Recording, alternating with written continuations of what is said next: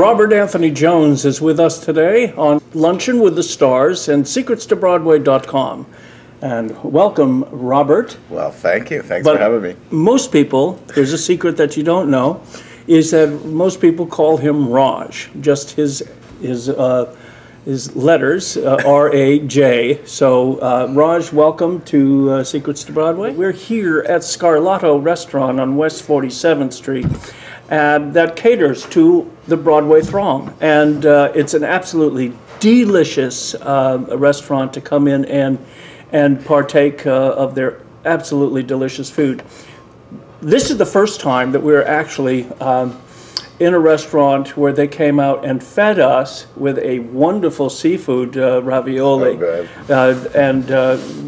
It was just so delicious and so what a wonderful compliment to their restaurant, to their staff. They really wait on their people here, just accommodating, to say the least. So anyway, Raj is in Finding Neverland, the Broadway show that's taking place right now at the Lunt-Fontanne on West 46th Street.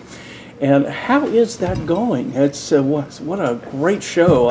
It's incredible. I mean, it's a gorgeous production. Tell me about the process. How you got into the show? Well, my process is actually different because I came in as a replacement. Okay. And my friend Josh Lehman, who created the role, he wrote to me one day and he said he was going to do another project for just 3 weeks. And he said, "Are you interested in this?" I was like, "Well, I don't know." Broadway? I don't know. We'll see. Yeah. No, of course I was like, not really on my list of things to do, but what are the dates? Yeah, I mean, that's so so I said yes, and then I got an appointment and I went in for it and I got called back and then I got it. And it was supposed to be a 3-week job, and I'm still there. I go in and out of it. I've been going in and out of it for like 8 months. Oh, really? So he comes back and does... Yeah, he came. What happened is the first time he went and did the show for 3 weeks, and then he came back, and actually then in the middle of doing that one, they asked me to do another role for about a week and a half. Because Kelsey Grammer was leaving and Anthony Warla was coming in, so there was about a week and a half time period where they needed someone to fill in for another slot, so I went in there. Right. Well, that's how you get into a show, actually, is that first you say yes to a small gig, and then all of a sudden sometimes these people, when they're away from the show, discover some other work, and so that you continue to have the role. Yeah. And that's what happened to me in Jekyll and Hyde. I came in to replace the Bishop of Basingstoke.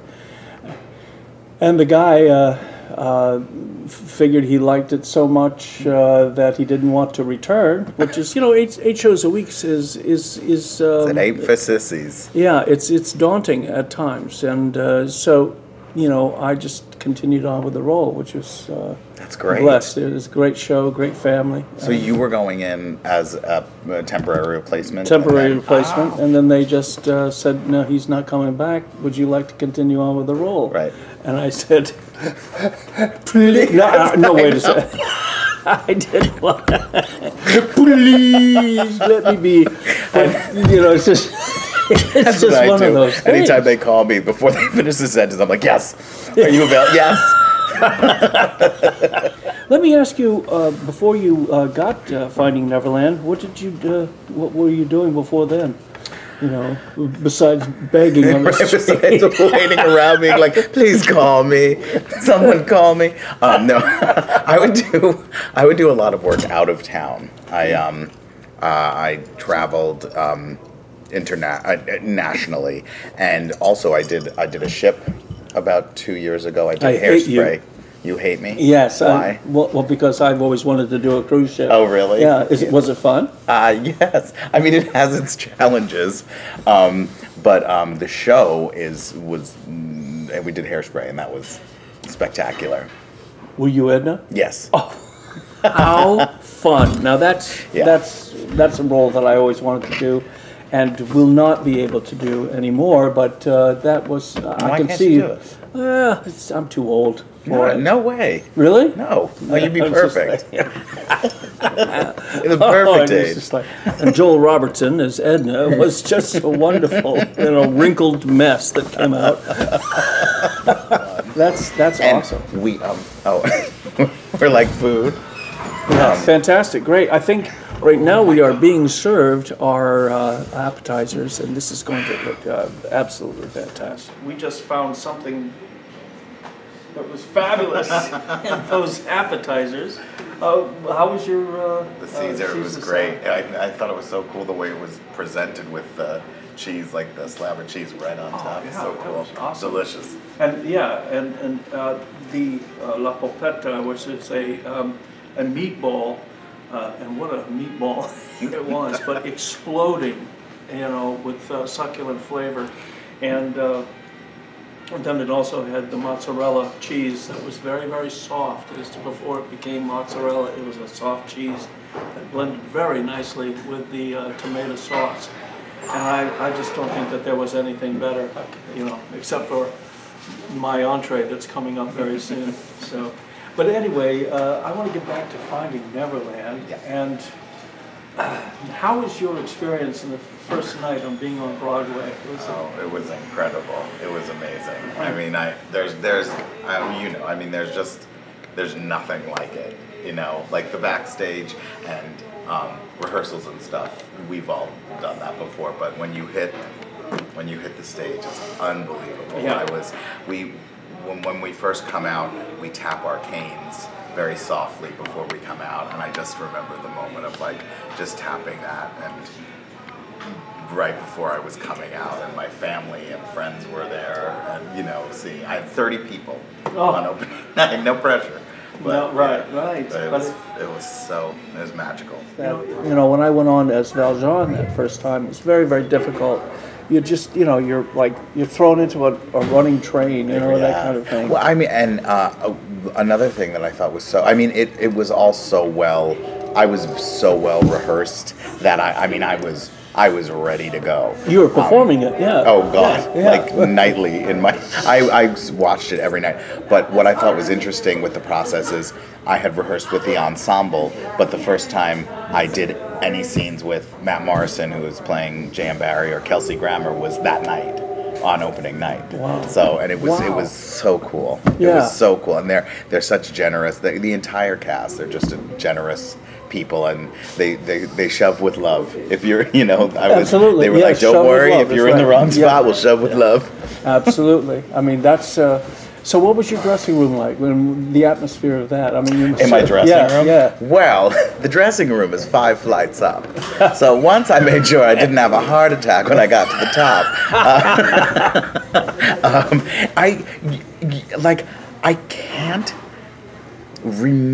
I can't remember getting ready. I can't remember, I must have been out of my mind nervous and excited, but it's such a blur that all I remember is the tapping of the canes, Yeah. It was such a, it was literally like a dream come true. Like I said, I have to find a new dream now, you know? Absolutely. How are sales for you? I mean, how? Good, I mean, where's some wood? Yeah, exactly. The families love it, and it's a great show to bring everyone to. Yeah. I think so. Yeah. We have a lot of schools that come to see the show too, and I mean everyone at the end is just. Well, I saw it before I went into the show. I would watch it and bawl my eyes out. I mean, it's just so beautifully done, and it touches people. I've rarely been in a theater where you can feel the audience, it's just like a hug. You feel them with you. They're right with you on the journey, from the beginning. Have you had any experiences from the audience itself? Have anything inappropriate happened? On stage? Yeah, well, not on stage, but there's a lot of people that come into a house and and they make themselves known through just inappropriate behavior, which was what we've had before in Les Miserables and Cats and everything else. Really? Well, yeah, in Cats, there was one time during the Jellicle Ball, this guy got up and came dancing on stage with a Kit Kat bar, you know, like this. And Wait, an audience member came on stage yes, dancing with a Kit Kat bar during the Jellicle Ball. yes, it was like, you know, he was like, Are you kidding? It was like, oh my God. How'd you get It him was off just the like, stage? well, that's the house manager's job. So Yeah, they have 40 cats. Like you remember when we did Sunset? Yes. There was a huge storm, and there was a little bit. I think the lights might have even gone out. Yeah. And they just had a spotlight on Lonnie, which was so cool. And there was no mics or whatever. Yeah. And there were just little drips coming down from the ceiling, and I was playing Hawkeye, and I had the light, and before like the electricity went out, I was like, I'm just gonna step away from the light while the water's coming down. sneak off a little bit. She's good. Yeah, no.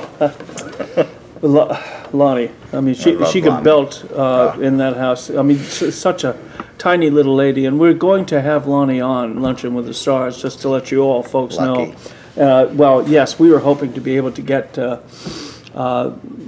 three of us on there, Yeah. but we wouldn't have gotten anything. We'd never done. be able to. How was your linguine? Amazing.